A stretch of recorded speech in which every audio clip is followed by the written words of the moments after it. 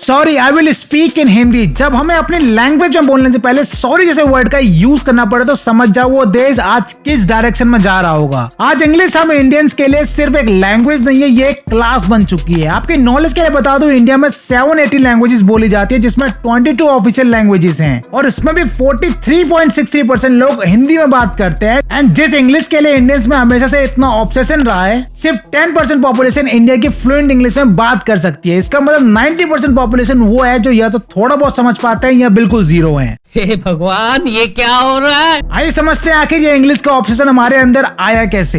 हिंदी हमारे देश में 12th सेंचुरी से बोली जाती है, इंग्लिश 20th सेंचुरी से। बट इसके बावजूद आज एक हिंदी स्पीकर डरता है इंग्लिश स्पीकर से और काफी हेसिटेट करते हैं बात करने में। कहीं इंग्लिश बोलनी पड़ गई तो इज्जत खराब हो जाएगी और यही आज के टाइम की हार्श रियलिटी भी है। आज इंडिया में इंग्लिश लैंग्वेज डोमिनेट कर रहा है हमारी दूसरी रीजनल लैंग्वेजेस को, और ऐसा ही चलता रहा तो किसी दिन हमारी खुद की आइडेंटिटी भी हमसे खो जाएगी। इंग्लिश लैंग्वेज को इंडिया में ब्रिटिशर्स ने इंट्रोड्यूस करवाया था, ये तो मोस्टली हम सभी को पता है। ब्रिटिशर्स ने ऑलमोस्ट 200 साल तक हम इंडियंस पर रूल करा, जो कि एक काफी लंबा टाइम होता है। अंग्रेजों से जितना हो सके उन्होंने इंडियंस को मेंटली एंड फिजिकली टॉर्चर करा। स्लेव से बदतर लाइफ कर दी थी इंडियंस की। ब्रिटिशर्स ने अपने टाइम पर जो सबसे बड़ी प्रॉब्लम फेस करी थी वो थी इंडियंस के साथ कम्युनिकेशन में, क्योंकि इंडिया में काफी लैंग्वेजेस बोली जाती है और अंग्रेजों के लिए ये सभी लैंग्वेजेस को सीखना इम्पॉसिबल था। तो उन्होंने इसका सॉल्यूशन ये निकाला कि ज्यादा से ज्यादा भारतीयों को इंग्लिश सिखाई जाए। उसके उन्हें काफी एडवांटेजेस भी थे, जैसे कि उन्होंने अपने मोस्टली काम इंडियन से करवाना स्टार्ट कर दिए थे, उनको एम्प्लॉयमेंट देकर अपने ऑफिसेज में। उसके साथ ही ब्रिटिशर्स के लिए कम्युनिकेशन करना काफी इजी हो चुका था इंडियंस के साथ। आज अंग्रेज तो चले गए बट जो काम उन्हें करना था वो कर गए। उन्होंने इंडियंस के माइंड में फिट कर दिया कि जो हमारी लैंग्वेज बोल सकता है वो एक लेवल ऊपर ही रहेगा उन लोगों से जो नॉन इंग्लिश स्पीकर्स हैं। जली ना, तेरी भी जली ना। और ये आज दिखाई भी देता है, क्योंकि आज भी हमारी कंट्री में हिंदी के लिए 2 दबाना पड़ता है। सड़कों पर लोग इंग्लिश के 3-4 लाइन रट कर चल रहे हैं ताकि गलती से इंग्लिश बोलनी पड़ जाए तो आगे वाले को ये ना लगे कि ये खत्म केस है। अननेसेसरी 2-3 लाइंस इंग्लिश की अपने हिंदी कॉन्वर्जेशन में यूज करते हैं। लोग फ्लाइट्स में प्यासे घूम रहे हैं क्योंकि स्टाफ को बुलाया तो इंग्लिश में बात करना पड़ जाएगा। गरीब माँ बाप 2 रोटी कम खाएंगे पर अपने बच्चे को महंगे इंग्लिश मीडियम स्कूल में पढ़ाएंगे। ये सभी बातें बताती हैं कि लोगों के लिए इंग्लिश एक क्लास से कम नहीं है। इस बात से आज कोई डिनाई नहीं कर सकता है कि जब भी आप किसी इंटरव्यू में बैठते हैं तो आपके एक्सपीरियंस बाद में पूछते हैं, पहले ये पूछा जाता है कि इंग्लिश तो आती है ना। कई बार तो जॉब के डिस्क्रिप्शन में मेंशन होता है जॉब के लिए तभी अप्लाई करें जब आप प्रोफिशिएंट हो इंग्लिश में। इसके चलते कैंडिडेट्स वही 10 से 12 सेंटेंस का जॉब हनुमान चालीसा की तरह करते हैं। किसी भी महंगे रेस्टोरेंट्स में जाना हो या किसी लड़की को प्रपोज करना हो, पहले इंग्लिश के कुछ वर्ड सीख ले तब जाएंगे, ये सोच है इंडियंस की। आज इंडियंस की नजर में जो इंग्लिश बोल सकता है वो rich, educated and most sophisticated person है।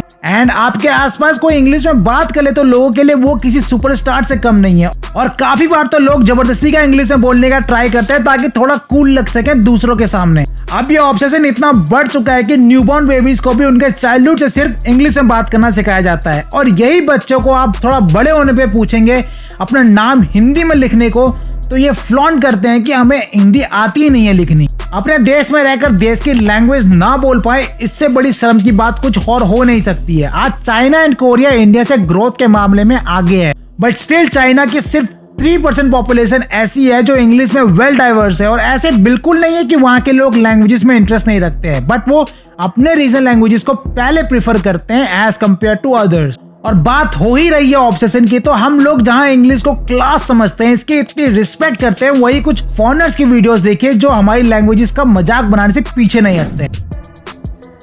Replace the T with a D equal Indian? Really? Don't tell me what to do. Oh shit, man. Can I please have a water? Water? In the... Hot water. Water? Yeah, thank you. And इसके साथ ही कुछ और videos भी देखिए जहां Indians को हिंदी बोलने में हेसिटेशन होता है। उन्हें लगता है हिंदी बोलेंगे तो पोर क्लास लगेगा एंड लोग सोचेंगे इसको इंग्लिश आती ही नहीं। बट कुछ फॉरेनर्स जो हिंदी बोलने से हिचकिचाते नहीं है। इंडियन है जी? इंडियन है? नहीं, मैं अमेरिकन हूँ। इंडियन भाषा जान के इंडियन भाषा जानते हैं तो मैंने सीख लिया बस। मुझे भाषाओं का बड़ा शौक है। नमस्ते भैया, क्या हाल है? ठीक हो? Hello, how are you? Good. आप यहाँ पे मतलब चाय मसाला मिक्स बना सकते हैं? You know Hindi? Little. Oh, good. देखिए, मैं इंग्लिश लैंग्वेज के अपोज में नहीं हूँ और मैं समझता हूँ आज के एरा में इंग्लिश की भी अलग डिमांड है एंड हमें इंग्लिश में लिखना और बोलना आना चाहिए। बट मेरा पॉइंट सिर्फ इतना है कि अननेसेसरी इंग्लिश बोलने से हमें खुद को रोकना होगा। इसके साथ ही हमारी रीजनल लैंग्वेजेस को एक्सटेंड होने से हमें बचाना होगा, बिकॉज जिस तरह लोगों में इसका ऑब्सेशन बढ़ रहा है, आज इंडिया सेकंड लार्जेस्ट कंट्री बन चुकी है इंग्लिश स्पीकर्स की। हमें इंग्लिश को सिर्फ कम्युनिकेशन तक ही रखना होगा, ना कि किसी इंसान का सर्टिफिकेट बनाना जिससे ये डिसाइड हो वो रिच है या poor. So that's it for today guys. Video informative लगा हो तो hit the like and subscribe button और साथ ही वीडियो शेयर करें जो इंग्लिश को लैंग्वेज नहीं एक क्लास समझते हैं।